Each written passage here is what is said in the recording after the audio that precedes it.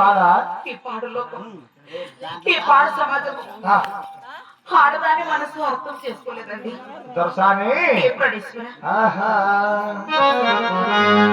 వినవే బాలా నా ప్రేమ లోలా వినవే బాలా నా ప్రేమ లోలా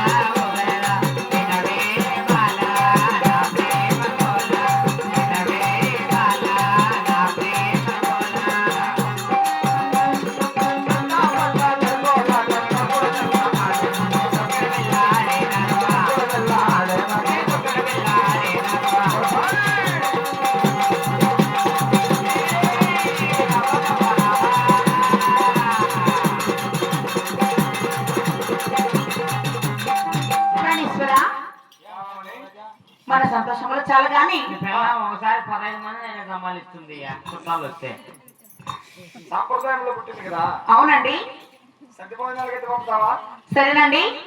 మరి ఎద్దులు వేరే పోతున్నారు కాబట్టి నాది ఒక విన్నపం అండి. ఏమిటే? మనకి 7 మంది కుమారులు ఉన్నారు. మరి 6 మంది కుమారులకి చుట్టుపక్కల రాజ్యాల్లో పెళ్లి సంబంధాలు తెచ్చి పెళ్లిళ్ళు చేస్తున్నాము. కానీ 7వ కొడుకు వెంగళరెడ్డికి ఇంకా పెళ్లి కలదు కాబట్టి ఎదురు వేరం తర్వాత గాని ఎదురు వేరం మునుపటి గాని మంచి పాపం చూసుకొని వస్తే వానికి పెళ్లి చేస్తే మన బాధ్యత కూడా తీరిపోతుందండి. నీ మనోమోష మత ప్రకారంగానే మన కుమారుడికి చక్కనైన కన్యలు చూస్తాను దొరసాని. మరి ముఖ్యమైన విషయం అండి, ఏమే? తూర్పు దిక్కు, ఉత్తర దిక్కు, దక్షిణ దిక్కు 3 దిక్కులు 3 రాజ్యాలు ఎక్కడైనా పోయి ఎదురు తీసుకురండి. సరే, కానీ పడమటి దిక్కు పావుగుండ మాత్రం పోతండి.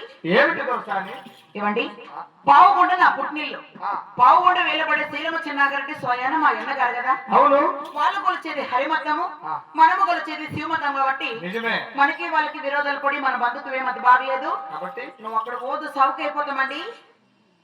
సరేలే, నీ మత ప్రకారంగానే పోన్లే. ఏ తలారి